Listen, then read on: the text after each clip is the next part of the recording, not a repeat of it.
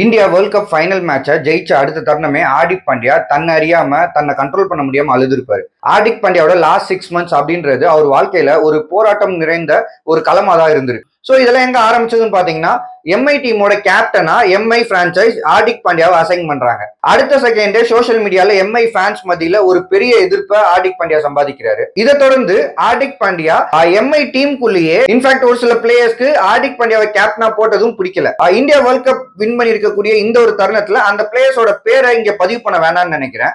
So Mi players, Mi fans எல்லாமே ஒரு ரெண்டு விஷயத்த புரிஞ்சுக்கணும். முதல் விஷயம், 2015 ஆரம்பிச்சு 2021 வரைக்கும் ஹார்திக் பாண்டியா எம்ஐக்காக ஒரு ஆல்ரவுண்டரா முக்கியமான மேட்சஸ்ல எந்த அளவுக்கு அவர் பெர்ஃபார்ம் பண்ணியிருக்காரு அப்படின்றது எல்லாமே மறந்துட்டாங்க. செகண்ட் விஷயம், எம்ஐ பிரான்சைஸ் தான் 2022ல குஜராத் டீமை லீட் பண்ணி டைட்டில் வின் பண்ண ஹார்திக் பாண்டியாவை அப்ரோச் பண்ணியிருக்காங்க. ஹார்திக் பாண்டியா ஒன்னும் எம்ஐ கிட்ட அப்ரோச் பண்ணல நான் உங்க டீமுக்கு வரேன்னு. ஃபார்மர் இன்டர்நேஷனல் கிரிக்கெட்டர்ஸ் ஹார்திக் பாண்டியாக்கு எதிராக ஒரு சில விமர்சனங்களை வச்சாங்க. ஹார்திக் பாண்டியாவோட கேப்டன்சில இஷ்யூ இருக்கு, அவரோட ஆட்டிடியூட் சரியில்லை, இந்த மாதிரி இருந்தா ஒரு யங் டீம் அவரால் மேனேஜ் பண்ண முடியாது அப்படின்லாம் சொல்லி பல விமர்சனங்கள் முன் வச்சாங்க.